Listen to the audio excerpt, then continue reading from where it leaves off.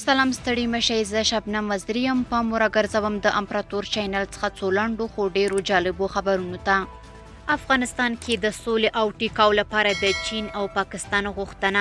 د پاکستان د بهرنیو چارو وزیر وایي چې اسلام آباد او بیجینګ په افغانستان کې د سولې او ثبات غوښتونکي دي. د پاکستان د بهرنیو چارو وزیر بلاول بوټو زرداری له خپل چینایي سیال سره په یوې خبري غونډه کې وایي چې په افغانستان کې سوله او ټیکاو د سیمې د ټولنیز او اقتصادي پرمختګ لپاره مهم دی. ښاغلي زرداری وویل په ننني بحث کې مو ټینګار وکړ چې په افغانستان کې سوله او ثبات د سیمې د ټولنیز اقتصادي پرمختګ، اتصال او هوساینې لپاره حیاتي دی. موږ به د یوه سوله ییز باثباته سوکاله او متحد افغانستان لپاره له نورو سره ګډ کار ته دوام ورکړو.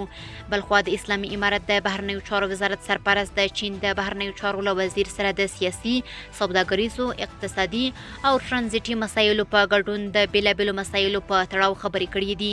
اخوا د چین د بهرنیو چارو وزیر د دغه هیواد له ولسمشر سره په کتنه کې د افغانستان د بیا رغونې لپاره د پاکستان په همکارۍ د همغږۍ د زیاتېدو غوښتنه کړې ده. په دې کتنه کې د پاکستان ولسمشر په دې برخه کې د همکارۍ ټټر وهلی.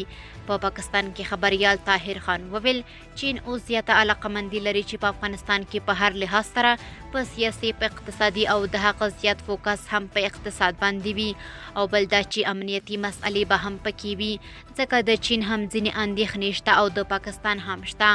بل پلو د اسلامي امارت د صنعت او سوداګرۍ وزارت سرپرست د پاکستان د سوداګرۍ له وزیر سره د ګډو پراختیایي پروژو، سوداګریزو او ترانزیټي ستونزو په تړاو خبرې کړې دي. د اسلامي امارت د ویاند مرستیال بلال کریمي وایي پر اقتصادي، ترانزیټي، سوداګریزو، مهاجرینو پر مسایلو او همدارنګه د دې ترڅنګ د نورو لیدنو موضوعګانې به هم ولري، خو د اوس لپاره ډیر جزئیات شریک شوي نه دي. په تیره څه کم یوه میاشت کې د له هیواده بهر ته د اسلامي امارت د بهرنیو چارو وزارت د سرپرست دویم سفر دی. تمه کېږي چې امیر خان متقي اسلام آباد ته په خپل سفر کې د پاکستان او چین له ځینو چارواکو سره وګوري.